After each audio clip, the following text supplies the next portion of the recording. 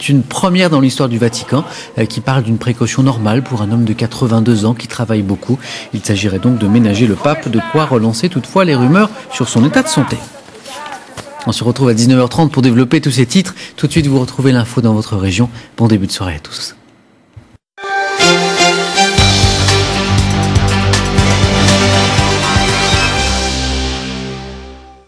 Bonsoir à tous et bienvenue dans votre édition locale spéciale Noël. Nous sommes ici, place des Carmes, au beau milieu d'un des nombreux décors lumineux mis en place par la ville. Mais il faut bien avouer que certains d'entre vous en font autant, voire plus, dans leur propre maison. Reportage Philippe Mallet, Nassuf Djelani. Ce soir-là, à Bonnac-la-Côte, c'est le grand calme. Personne dans le village. Sur le fronton de l'église et dans la rue principale, quelques guirlandes électriques ont bien été apposées. Mais à quelques encablures de là, certains habitants récusent cette tiédeur. Parmi eux, Cyril, qui est sur le pied de guerre.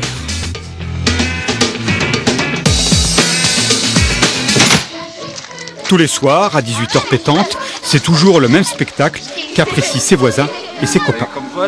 Ça illumine bien le quartier et c'est dommage que ça ne se fasse pas plus dans la région, malheureusement. C'est l'esprit de Noël qui se perd un peu, mais enfin, ça reviendra. Bah nous, c'est qu'on n'a pas trop le temps, malheureusement, de s'y mettre. Et puis qu'est-ce que vous voulez rivaliser avec ça? On ne peut pas. Il faut dire que Cyril a mis le paquet. Des sapins artificiels, des rennes, une allée centrale illuminée, une toiture de toutes les couleurs, un vrai feu d'artifice.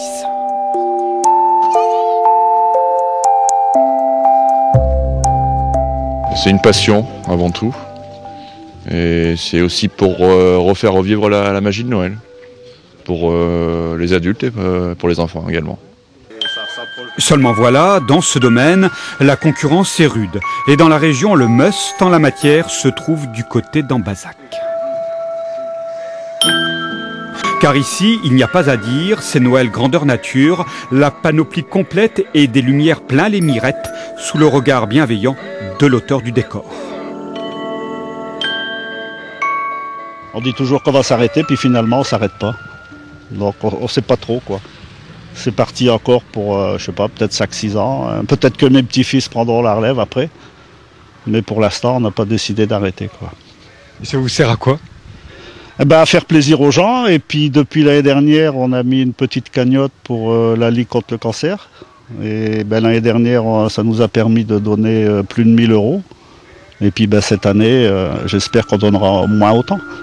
Il est vrai que le détour en vaut la peine, à condition de ne pas rater sa sortie tous les soirs de 18h à 22h, y compris les dimanches et les jours fériés, jusqu'au 3 janvier pour l'Épiphanie.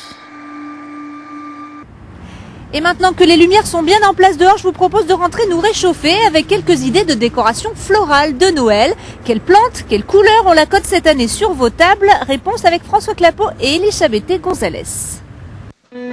Le sapin est peut-être le roi des forêts et des salons, mais il doit parfois partager la vedette. Parmi les commandes passées chez cette fleuriste du centre-ville, de nombreuses compositions pour fleurir les tables de Noël.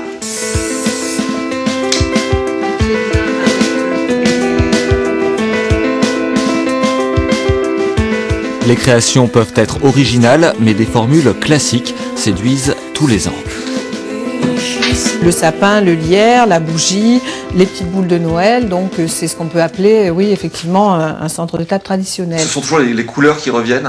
Alors, on a beaucoup de demandes dans ces couleurs-là, mais également beaucoup de blanc, puisque les personnes font souvent des ambiances grises sur des tables ou nappes noires, donc on fait beaucoup de blanc, blanc et argent ou blanc et doré. Ce centre de table tiendra plus d'une semaine, il faut compter entre 25 et 30 €.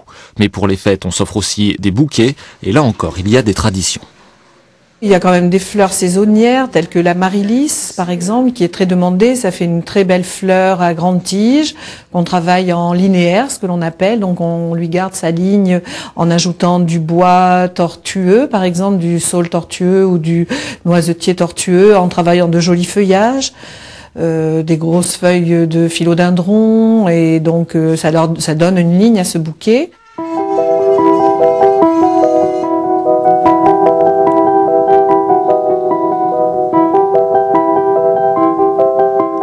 Les fêtes ont une autre star. l'a croisée chez la fleuriste, mais en ce moment, on la trouve en quantité chez l'horticulteur. C'est le poinsettia, aussi appelé étoile de Noël. Ce n'est pas vraiment une fleur, ce sont ses feuilles qui rougissent. Cette plante ayant la particularité de se colorer en jours courts, elle fleurit uniquement naturellement pour la période de Noël. Parce qu'on la trouve dans la nature. On la trouve dans l'état spontané, c'est une plante qui est originaire du Mexique. Ça représente donc un buisson assez haut parce que c'est une plante qui, dans son état naturel, peut facilement pousser à 3-4 mètres de haut.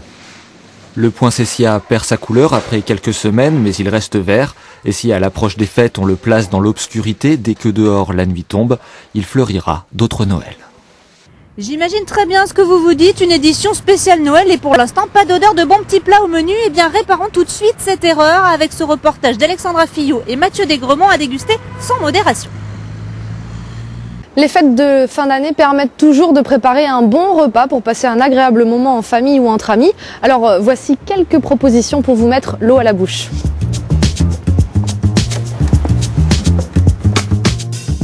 Entrée, plat, dessert. Pour ce menu de fête, nous avons fait appel à 2 chefs expérimentés. Commençons à Limoges avec un cappuccino de langoustine au saté. Première étape, faire revenir des carcasses de langoustine, de petits crabes verts avec une garniture d'herbes, de carottes, d'oignons et un concentré de tomates qui seront flambés, puis cuits avec un peu d'eau pendant 10 minutes. Pendant ce temps, les langoustines, assaisonnées, elles, ont pu mariner dans de l'huile d'olive et du saté. Il ne va plus rester qu'à poêler les langoustines. Et à côté, nous allons préparer une petite salade d'herbes. Là, par exemple, du basilic et du persil simple, parce que c'est des herbes qui sont très rafraîchissantes et qui n'envahissent pas trop le palais. Et puis, nous allons mettre donc dans cette verrine, nous allons mettre un fond de langoustine, par-dessus lequel nous allons donc immerger les langoustines cuites avec le bouillon de crustacés. Et nous allons faire une petite mousse de lait avec un mixeur à soupe. Et puis voilà, la recette sera finie. Autre suggestion, nous prenons la direction de Nieul dans les cuisines d'un relais château pour découvrir du foie gras version pomme d'amour grâce à une surprenante gelée de betterave au Porto. Simple, délicieux et effet garanti. Pour le plat, le chef Gilles Dudognon prend les commandes pour une version très simplifiée du lièvre à la royale en utilisant le rable, c'est-à-dire la partie dorsale de l'animal. Ça fonctionne pour 4 personnes. Donc c'est beaucoup plus facile à désosser, on peut même demander à son volet de désosser en fait tout simplement. Ce rable qui doit mariner 24 heures dans du vin rouge corsé avec carottes, oignons, poireaux, sel, poivre, thym, laurier, épices et baies de genièvre avant d'attaquer la préparation finale. Il faut un peu de chair de lièvre supplémentaire si on veut. On a donc du cèpe, on peut aussi mettre de la duxelle de champignon si on n'a pas envie, c'est le champignon de Paris avec lequel on aura exactement le même résultat. En moins bon évidemment, mais ensuite on a du foie gras, des truffes, là c'est le foie gras qu'on a mis en tube. L'idée est de faire une petite poêlée de cèpe, mélanger avec du foie gras, un peu de truffe, persil ciselé si on veut, tout simplement, et de rouler l'ensemble pour faire un lièvre rapide. Ne reste plus qu'à entourer la préparation d'une tranche de lard et laisser reposer une nuit avant d'ajouter la crépine. Le repas de fête se précise. Nous avons fait en fait une forme de boudin. Alors pourquoi autant de travail? Pour justement que les chairs cuisent lentement avec le lard, avec la crépine, et que l'on puisse ensuite couper des tranches. Le tout a cuit entre 10 et 12 heures à 80 degrés et s'accompagne idéalement d'une sauce à base de fond de canard, de poivre et de cognac. On peut simplement dire que la fête peut commencer. Et comme un bon repas ne se termine pas sans un excellent dessert, retour à Limoges pour découvrir le fondant à la mangue. Il se prépare comme un fondant au chocolat traditionnel, mais avec le petit plus audacieux. Donc avec une mangue fraîche, vous faites votre pulpe. Et la pulpe, vous la mettez dans des sachets glaçons, donc ça donne ça ensuite. Et vous y mettez au milieu, encore congelé. C'est important. Cuisson, 17 minutes à 200 degrés, tout est prêt. Dernière recommandation, à déguster sans modération. C'est la fin de cette spéciale Noël, tout de suite votre